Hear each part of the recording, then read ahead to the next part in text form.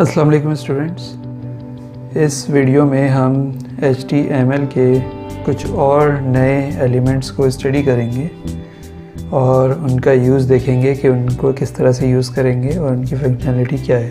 तो ये कुछ वो बेसिक एलिमेंट्स हैं जिनके बारे में आपको पता होना ज़रूरी है, क्योंकि फिर हम इनको अपनी अगली वीडियोज़ में यूज़ करेंगे CSS के साथ, क्योंकि हम इन टैग्स के या इन एलिमेंट्स के स्टाइल जो हैं वो सेट करेंगे थ्रू CSS।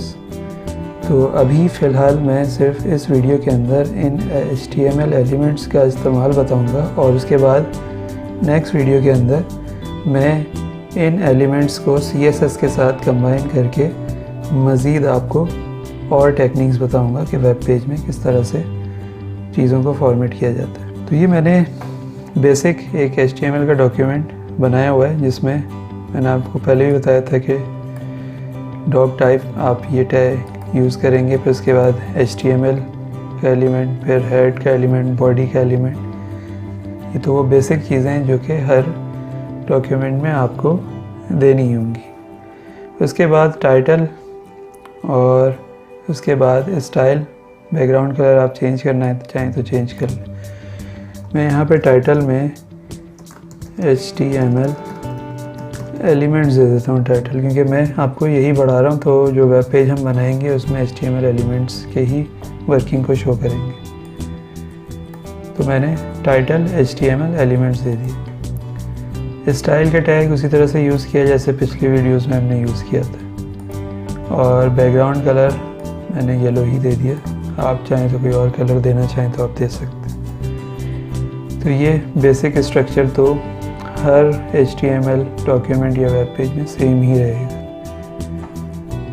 तो अब हम डिफरेंट और टैग्स के ऊपर काम करना शुरू करते हैं, ये एलिमेंट्स के ऊपर जो कि हम फ्रीक्वेंटली यूज़ करते हैं अपनी HTML वेब पेज को डिज़ाइन करने में। उसमें सबसे पहला एलिमेंट जो हम यूज़ करेंगे वो होगा पैराग्राफ का एलिमेंट, जिसको हम शो करते हैं P से। तो पैराग्राफ बनाने के लिए हम P एलिमेंट यूज़ करते हैं। तो सपोज़ अगर मुझे पैराग्राफ बनाना है, बॉडी के अंदर कोई टेक्स्ट शो करवाना है पैराग्राफ के अंदर, तो मैं P टैग यूज़ करूँगा। और उसी तरीके से P अगर एलिमेंट स्टार्ट हो रहा है तो इसका ओपनिंग टैग है और एक क्लोजिंग टैग भी होगा। अब इन दोनों टैग्स के दरमियान में मेरा जो भी पैराग्राफ होगा वो मैं राइट करूँगा। तो अब ये मैंने टेक्स्ट अपना टाइप कर लिया और ये एक पैराग्राफ मैंने बना लिया। तो ये पैराग्राफ टैग्स के ओपनिंग टैग और स्टार्टिंग टैग के दरमियान में मैंने पैराग्राफ लिख दिया। अब ये पैराग्राफ बनाने का फ़ायदा क्या है, क्योंकि पिछली वीडियोस में आपने पैराग्राफ पहले भी लिखा था लेकिन पैराग्राफ का टैग यूज़ नहीं किया था। पैराग्राफ का टैग यूज़ करने से आपको बहुत से फ़ायदे मिलेंगे। एक तो फ़ायदा ये मिलेगा कि आप पैराग्राफ की अलाइनमेंट अपनी मर्ज़ी से कर सकते हैं। अभी जैसे ये पैराग्राफ लेफ़्ट अलाइन हुआ है, तो जब आप वेब पेज पे इसको शो करेंगे तो वो आपको लेफ़्ट अलाइन ही शो होगा। By default paragraph left align he show होता है वेब पेज के ऊपर। लेकिन अगर आप चाह रहे हैं कि पैराग्राफ राइट अलाइन हो, राइट साइड से अलाइन हुआ हो लेफ़्ट साइड के बजाय, तो आप पेज के लेफ़्ट साइड के ऊपर उसको शो करवा सकते हैं। सेंटर अलाइन हो, पेज के सेंटर में पैराग्राफ आपका शो हो रहा हो, तो आप इसको सेंटर में शो करवा सकते हैं। ये सारी चीज़ें हम करेंगे CSS के थ्रू, जब हम पैराग्राफ टैग के ऊपर CSS को अप्लाई करेंगे, यानी कैस्केडिंग स्टाइल शीट्स को। तो ये एक पैराग्राफ बनाने का टैग था।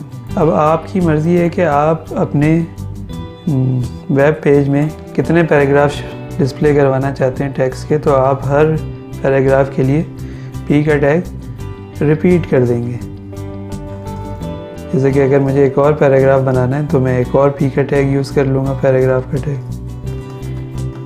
और इन दोनों P टैग्स के दरमियान में अपना टेक्स्ट लिख दूँगा जो कि एक अलग पैराग्राफ बन जाएगा मेरा। तो इस तरह से मेरे पास ये दो पैराग्राफ बन जाएंगे। अब ज़रा मैं इसको पहले सेव करता हूँ और आपको इसका आउटपुट शो करता हूँ कि इसका आउटपुट हमारे पास कैसे डिस्प्ले होगा। तो मैं फ़ाइल को सेव कर लेता हूँ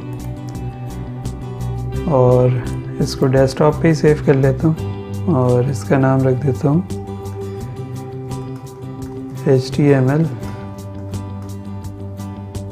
एलिमेंट्स, क्योंकि HTML एलिमेंट्स पे काम कर रहा हूँ तो HTML एलिमेंट्स ही नाम रख देता हूँ इसका मैं। और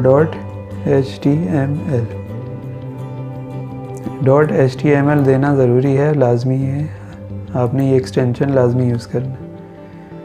और मैं इसको डेस्कटॉप पे ही सेव कर देता हूँ। तो ये फ़ाइल अब मेरे पास HTML एलिमेंट्स की बन के आ गई वेब पेज।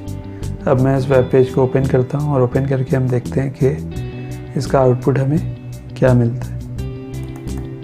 अब स्टूडेंट्स, जैसे कि आपने देखा कि इसके आउटपुट में मेरे पास 2 पैराग्राफ बन के आ गए, एक ये पैराग्राफ ऊपर वाला और ये दूसरा पैराग्राफ। अब ये पैराग्राफ्स आपके पास ऑटोमेटिकली बन के आ गए और बीच में दोनों पैराग्राफ्स के एक लाइन का गैप भी आ रहा है।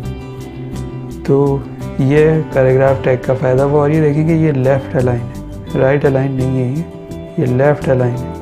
मैं चाहूँ तो इनको राइट अलाइन भी कर सकता हूँ, वो आगे अगली वीडियोज़ में मैं सिखाऊँगा कि ये कैसे होगा। तो ये पैराग्राफ का टैग था, इसके ज़रिए हम पैराग्राफ्स बनाते हैं।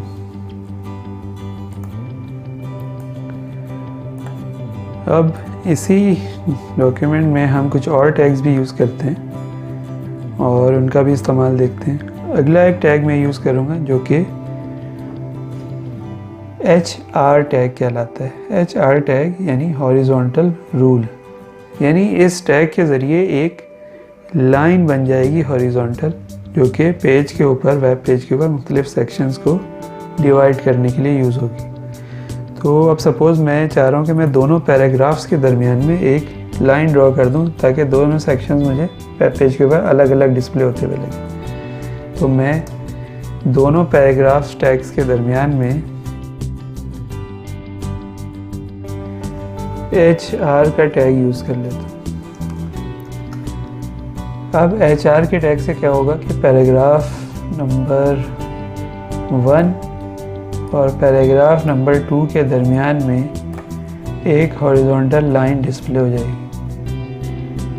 तो मैं अब इस फाइल को सेव करता हूँ, नाम तो मैं पहले ही दे चुका था इसका, सेव कर दिया।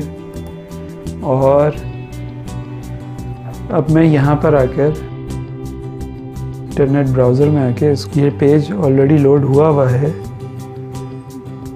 तो मैं सिर्फ जस्ट इसको यहाँ से रिफ़्रेश कर दूँ।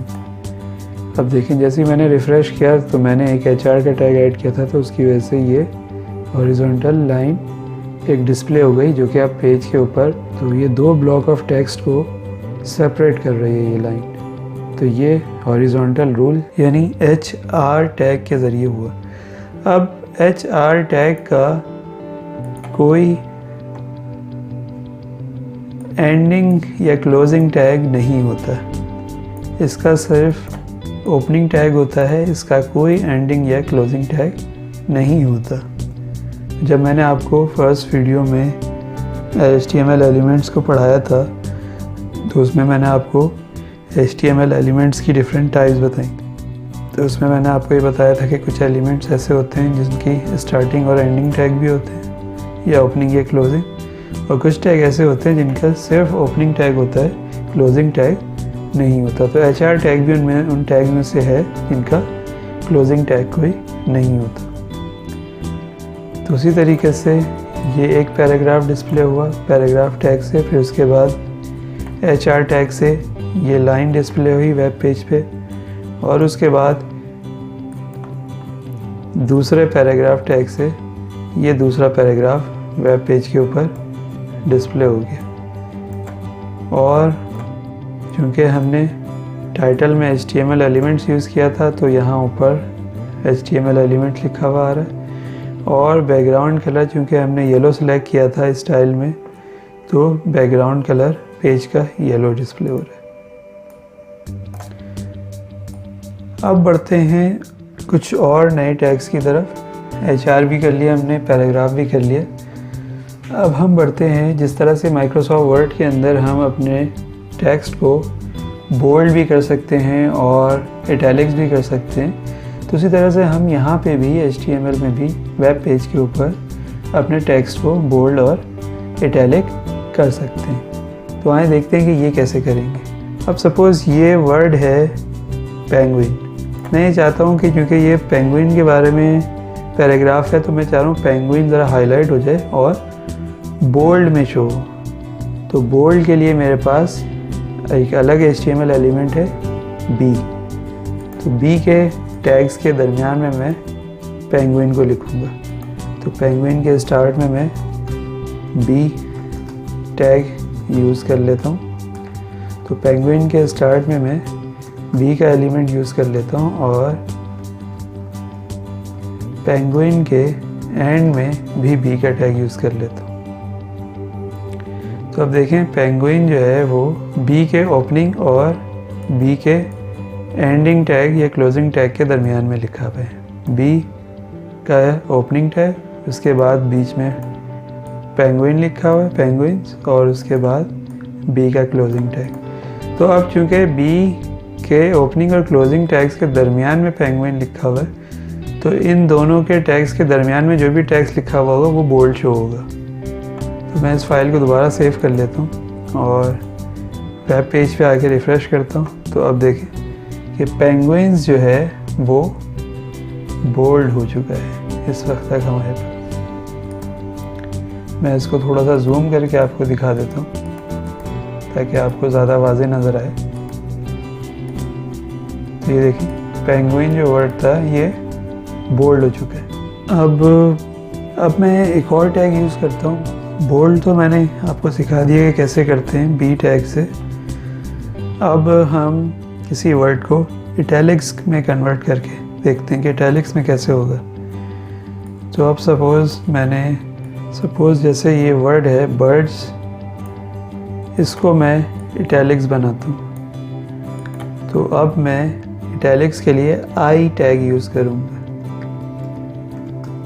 और बर्ड्स के एंड में I का क्लोजिंग टैग में पुट कर दूँगा। तो अब I का ओपनिंग टैग, I का क्लोजिंग टैग और उसके दरमियान में बर्ड्स लिखा हुआ है।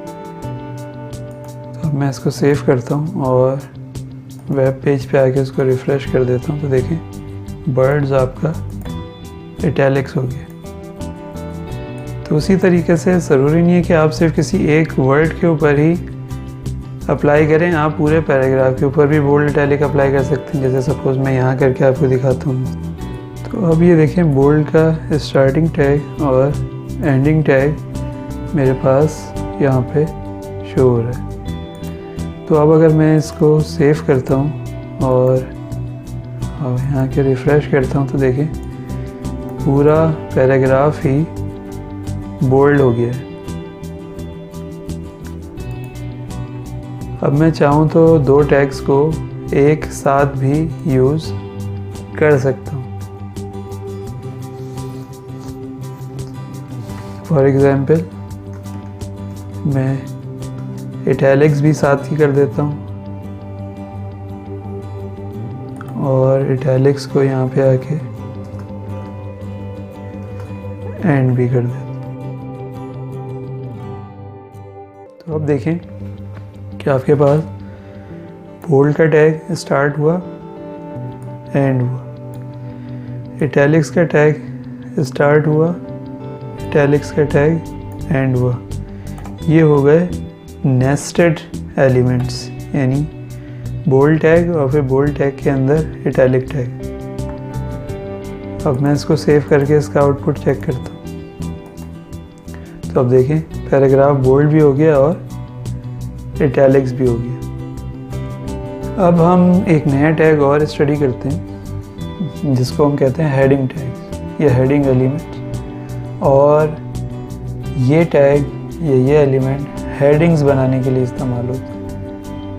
अगर आप वेब पेज के ऊपर कोई हेडिंग डिस्प्ले करवाना चाह रहे हैं तो आप H टैग को इस्तेमाल करके हेडिंग्स बना सकते हैं। जैसे कि मैंने लिखा H1 और मैंने H1 को क्लोज भी कर दिया, क्लोजिंग टैग लगा के अब इनके दरमियान में मैं जो कुछ भी टैग्स लिखूँगा वो हेडिंग बन जाएगा। तो मैंने लिख दिया दिस इज़ हेडिंग 1। अब इसको सेव करके देखते हैं कि इसका आउटपुट क्या आता है। मैंने इसको सेव किया, डॉक्यूमेंट खुला हुआ था, रिफ़्रेश कर लिया। अब देखें ये ऑटोमेटिक बड़े फॉन्ट में और बोल्ड में आपको ये टैग्स लिखा हुआ नज़र आ गया। तो अब मैं हेडिंग टैग को दोबारा यूज़ करता हूँ। अब मैं H1 की बजाय H2 यूज़ करूँगा। दिस इज़ हेडिंग 2 और इस डॉक्यूमेंट को भी मैं चेंजेस के बाद फिर सेव कर लेता हूँ और रिफ़्रेश करता हूँ। तो देखें अब ये हेडिंग 1 के मुकाबले में हेडिंग थोड़ी छोटी डिस्प्ले हो रही है। इसी तरीके से मेरे पास H1 से लेके H6 तक के टैग्स होते हैं जो कि मैं यूज़ कर सकता हूँ डिफरेंट साइज़ की हेडिंग्स बनाने के लिए। तो उन सबको हम ट्राई कर लेते हैं, देखते हैं कि उनका आउटपुट क्या आएगा। तो ये मैंने सारे हेडिंग टैग्स टाइप कर लिए जो कि H1 heading tag, H2 heading tag, H3 heading tag, H4 heading tag, H5 और H6। अब मैं इस फाइल को सेव कर लेता हूँ और फिर वेब पेज पे देखते हैं कि सारी हेडिंग्स में कितना डिफरेंस है। तो heading 1, heading 2, heading 3, heading 4, heading 5 और हेडिंग 6। तो ये आप H1 से लेके H6 तक के टैग्स यूज़ कर सकते हैं अपने वेब पेज में हेडिंग्स बनाने के लिए।